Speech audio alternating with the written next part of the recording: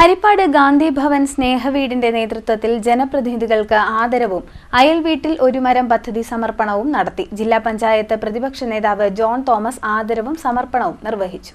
ഹരിപ്പാട് ഗാന്ധി ഭവൻ സ്നേഹവീടിന്റെ നേതൃത്വത്തിൽ ജനപ്രതിനിധികൾക്ക് ആദരവും അയൽവീട്ടിൽ ഒരു മരം പദ്ധതി സമർപ്പണവും നടന്നു. ജില്ലാ പഞ്ചായത്ത് പ്രതിപക്ഷ നേതാവ് ജോൺ തോമസ് ഉദ്ഘാടനവും സമർപ്പണവും നിർവഹിച്ചു.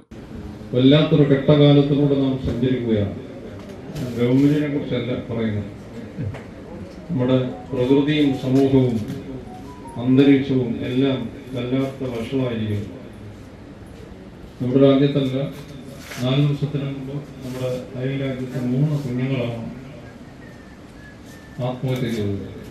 അപ്പോൾ എന്താണ് ഞാനിവിടെ പറയേണ്ടത്? മനസ്സിനെ കുറിച്ച് പറയണോ അതോ വൃദ്ധജനങ്ങളെ കുറിച്ചുള്ള കഥ പറയണോ എന്ന് ഞാനിങ്ങനെ സങ്കോചപ്പെടുകയാണ്.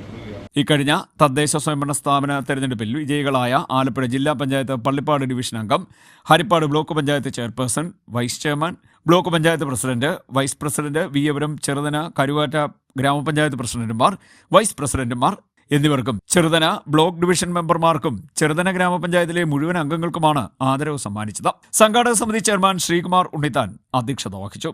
അയൽവീട്ടിൽ ഒരു മരം പദ്ധതിയുടെ ഭാഗമായി ആദ്യത്തെ ഫലവൃക്ഷം ചെറുതന ഗ്രാമപഞ്ചായത്ത് പ്രസിഡന്റ് ആർ രാജേഷ് കരുവാറ്റ ഗ്രാമപഞ്ചായത്ത് പ്രസിഡന്റ് ശ്രീലേഖ മനുവിന് നൽകി നിർവഹിച്ചു. ചെറുതന ഗ്രാമപഞ്ചായത്തിലെ മുഴുവൻ വാർഡുകളിലേക്കും ഫലവൃക്ഷ തൈകൾ പദ്ധതിയുടെ ഭാഗമായി നൽകും. ഗാന്ധിഭവൻ സ്നേഹവീട് ഡയറക്ടർ മുഹമ്മദ് ഷമീർ സ്വാഗതം പറഞ്ഞു. ഹരിത കേരള മിഷൻ ആലപ്പുഴ ജില്ലാ ഘടകത്തിനും സോഷ്യൽ ഫോറസ്ട്രി ആലപ്പുഴ ഓഫീസിനും ആദരവ് സമ്മാനിച്ചു. ചടങ്ങിൽ പ്രണവ് ശ്രീകുമാർ, ജി രവീന്ദ്രൻപിള്ള, സുന്ദരം പ്രഭാകരൻ, നാസർ പുല്ലോളങ്ങര, അൻവർ ഉസ്മാൻ എന്നിവർ സംസാരിച്ചു.